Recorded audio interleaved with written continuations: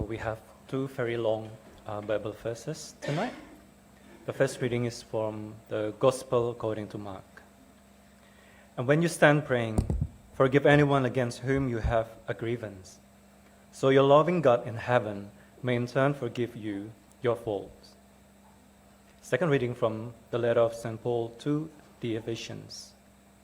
In place of these, be kind to one another, compassionate and mutually forgiving, just as God has forgiven you in Christ.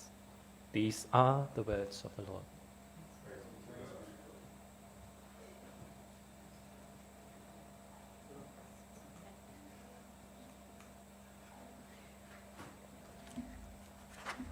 Hi everyone. You've actually got the topic that I was supposed to do back in October when I got sick. So it's on forgiveness and the gift of forgiveness. And just so you know, I'm not trained in divinity I'm not a pastor or in ministry. This is my own experience of forgiveness. I was asked to put my own spin on what it meant to me and what I've been through. So the readings were pretty short, but I think they told you sort of where I was going. I guess another thing that gives a clearer things, I just found a saying, forgive others not because they deserve forgiveness, but because you deserve peace. And that's been a big theme in my role with my life. So how hard is it to forgive ourselves? How hard is it to forgive others and our enemies? How long do we hold grudges and not forgive those people who have wronged us? I had many theological arguments in my earlier years with my previous church about forgiveness. We had communion once a month, and the elders and pastor would speak to us about the importance of not taking communion if we still had not forgiven our brothers. This was a big problem for me. At the time, I had people who'd hurt me in my past and how I had not forgiven, and at the time did not believe I should or could. Some things were impossible to forgive. I could list the likes of Hitler, my abusers, and I was told that they in turn had their chance to turn to Christ and that I did not know their hearts. And it made me realise that why did I think I was able to decide who God gave grace to? I don't claim to be accepted, to have accepted this as a young Christian, or even have completely now been able to forgive everyone in my life. However, what I have found throughout my life lessons in the last, I became a Christian in my 20s, so 4 decades. Therapy experiences that wrongs of others are not mine to judge. I would like to think that the evil actions that people do will be punished, but I also need to accept that that's in God's hands and that my sins in God's eyes are just as dire. That the Lord has shown me grace and forgiven me, so I should at least give people a chance to see that grace. I think for me a big part of practicing forgiveness has had to do with become something I do to people that have hurt me. I can leave the evildoers behind. So now how have I achieved some of that forgiveness? I've had to work on two areas. First one was forgiving myself. At the time I started this, I couldn't forgive myself. The Bible passage, love thy neighbour as thyself, was a common theme when I joined the church. How could I possibly obey that passage when the hatred and non-forgiveness I had for me meant that I did not love myself? I blamed myself for the abuse in my childhood, and it ate at me and slowly destroyed me. The largest thing that I had trouble forgiving myself for, though, was being gay. My attraction to women was at odds with my church when I found a church at the time, not this one, and it was at odds with what I had been taught. When I came out, I thought that I could no longer be a Christian. I left the church, never looking back, and never told them. I was guided to MCC by a doctor I was seeing, and I dealt with my inner homophobia for 10 of the years when I started here. It has taken many years to come to a place where I believe that I was born this way and that I don't believe I need forgiveness for my sexuality. I had reached a place where I finally was being shown the grace of Jesus Christ by people who truly followed and lived the gospel. I was shown love and mentored by people who helped me to finally reach a place of accepting myself as I am. That enabled me to be able to start on my new journey of forgiving others. I found I need to look for the good parts of a relationship with people, whether it be the situation with a workplace bully, a person who abused me, or minor things that hurt me. I've also tried to separate action from the person. The actions that hurt me don't necessarily define the person, so that I understand better and show love. Does this mean I forget the wrong and expose myself to being vulnerable to future abuse? No.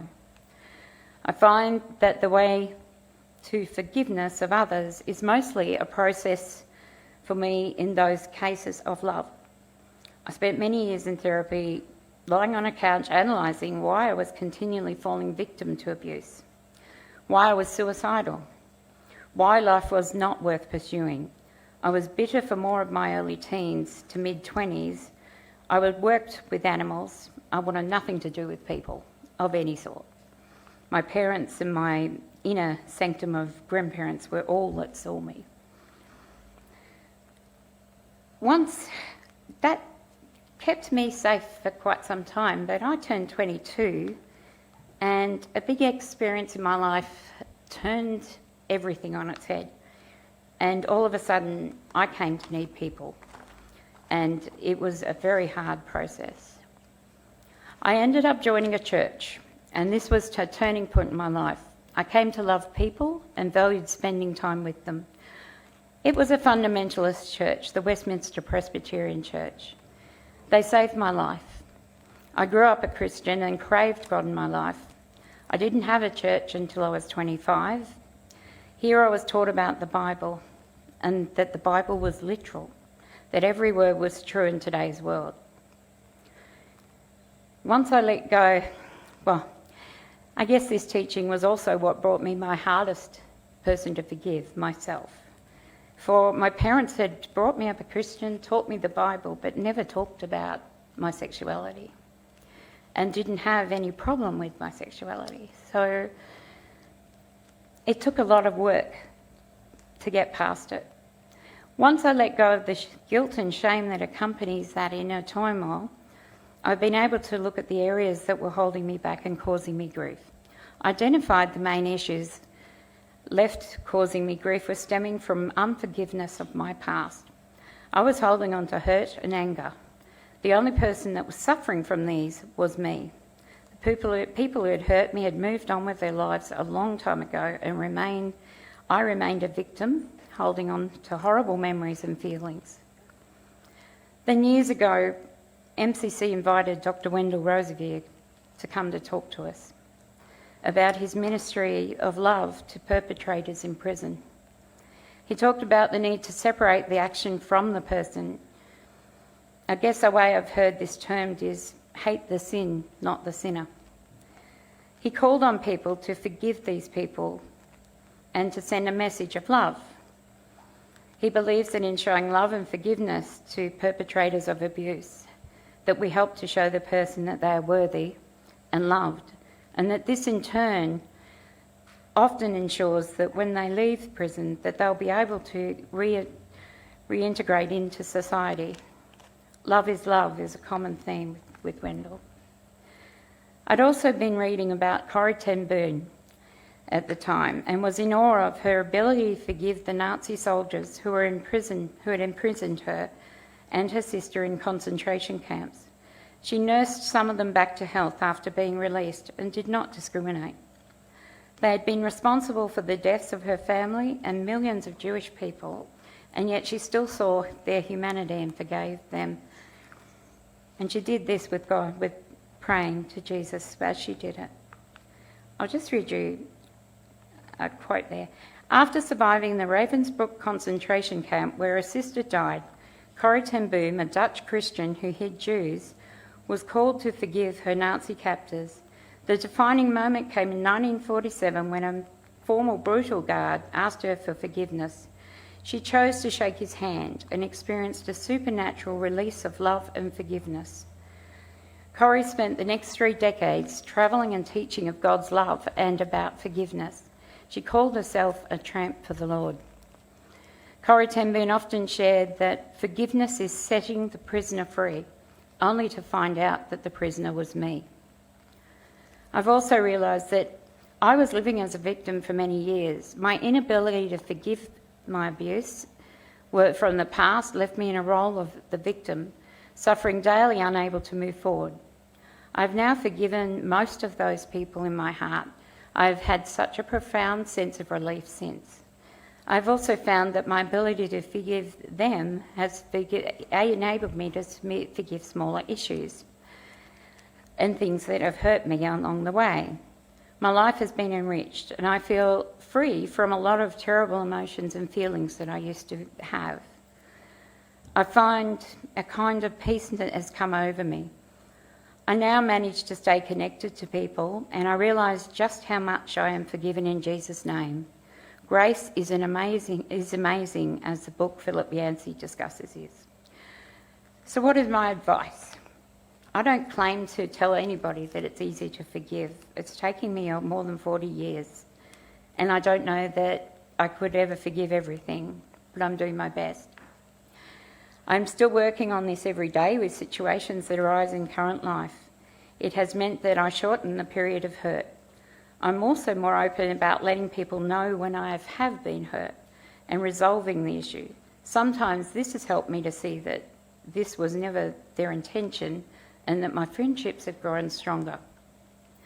There will always be some people I will not be able to forgive in person, some that have passed away and some that are still dangerous to me. Still, I am no longer a victim.